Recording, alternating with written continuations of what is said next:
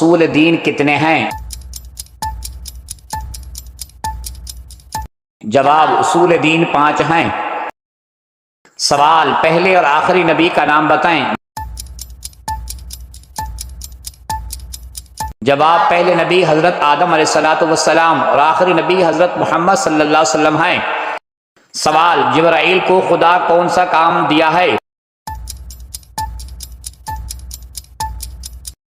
जवाब, अंबिया का खुदा की वही पहुंचाने का काम दिया है। सवाल, हजरत इसराफील का कौन सा काम है? जवाब, आप क़यामत से पहले सूर फूकेंगे।